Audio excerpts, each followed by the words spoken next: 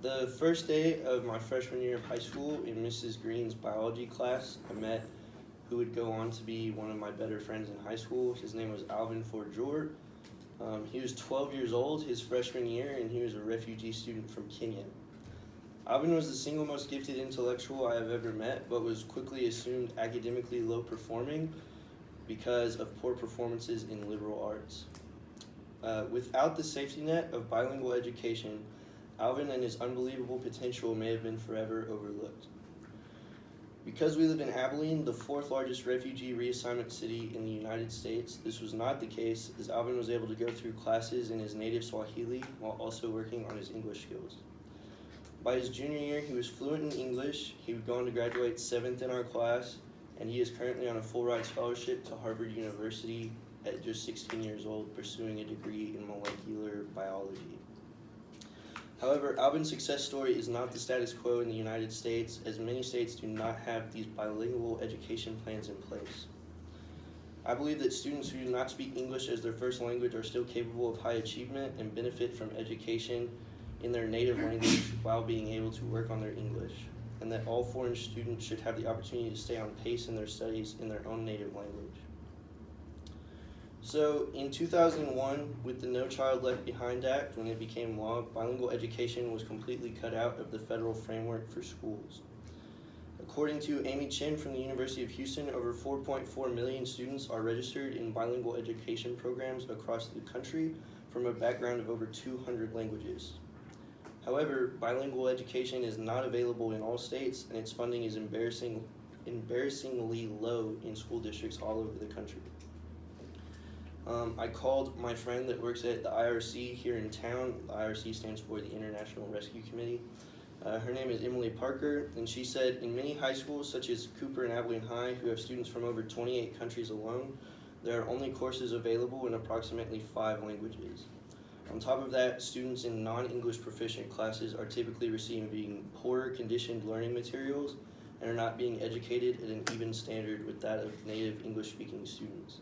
So the example she used was that most of the books, the textbooks that they're using in English second language courses are like from the 1990s, and so that's what she meant by poor condition. Also, they're using out-of-date calculators in math and science and things like that.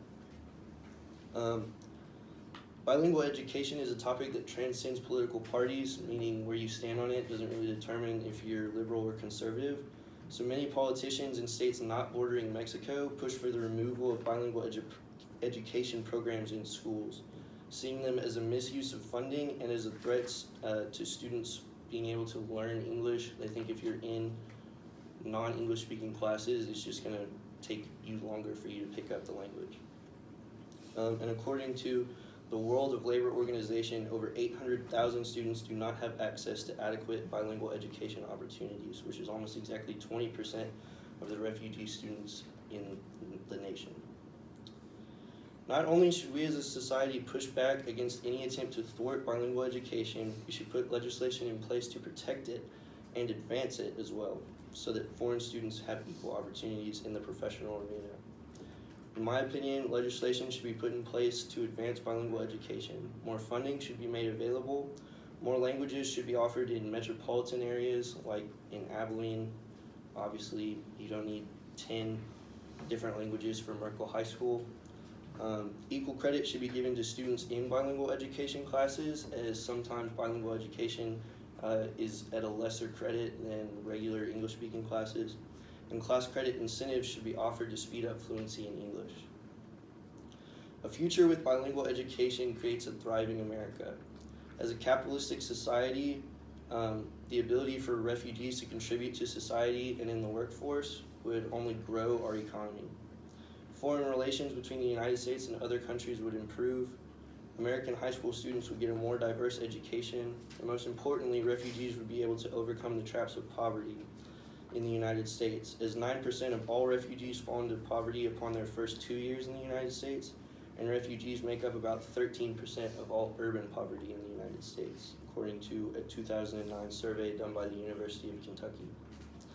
Bilingual education should not only be maintained, but should be improved to protect the educational opportunities of foreign students that are not English proficient.